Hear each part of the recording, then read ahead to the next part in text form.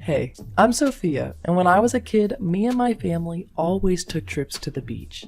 I can still remember how much I loved building sandcastles and playing with those cute little crabs. However, one day, I suddenly felt dizzy and noticed that I was completely covered in rashes and hives.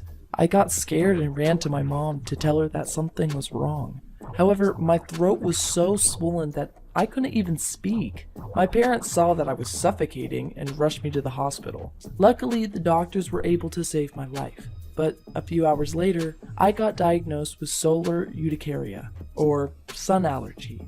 It means that whenever UV light rays hit my skin, I get rashes that burn like fire. To make things worse, my sun allergy is so extreme that I can't leave the house unless it's nighttime, or unless I'm wearing a big sweatshirt that covers all of my skin.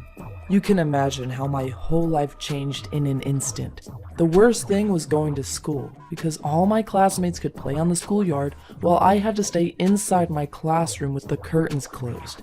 I felt so lonely, and I couldn't even go to the cafeteria to eat with my classmates because it had such big windows and no curtains. Suddenly, I was a complete loner without friends. I guess that's why I hated school, but life at home wasn't perfect either. I had to spend a lot of time with my evil brother. We hated each other, and he always told me that my sun allergy was ruining our family because we couldn't go camping or go to the beach anymore. I also had nightmares where I tried to run away from the sun, but it would follow me into our basement. Once the sun rays hit me, rashes would form on my arms, with blue slime coming out of them, and then I would slowly melt like a snowman on a beach. But most of the time I spent laying in bed crying and wondering if any guy would ever be willing to date a misfit like me. I was about to give up on life, but then my brother had his 13th birthday.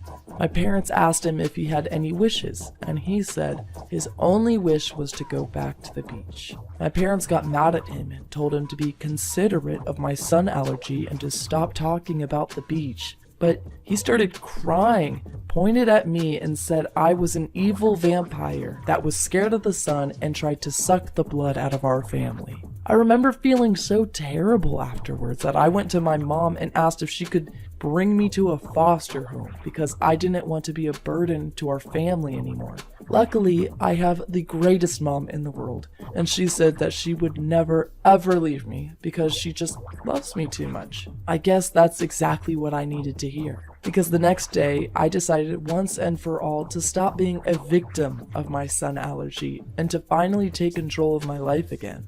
I joined an indoor hockey team to make new friends. I bought a telescope and took my family out to the beach and watched the stars at night. And I stopped thinking of my sun allergy as something bad that happened to me. And instead, I started to think of it as something good that happened for me and that made me become a stronger person. Now I'm in college and people here are much more understanding. Some even think it's cool that I have a sun allergy. And there was one cute guy who approached me and said he always wanted to date a good-looking vampire like me.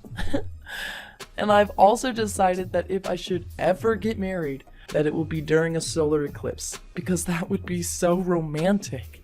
I guess it sounds crazy, but at this point in my life, I'm truly grateful for my sun allergy. It taught me that the events in our lives don't control us, but that it's all about how we react to those events.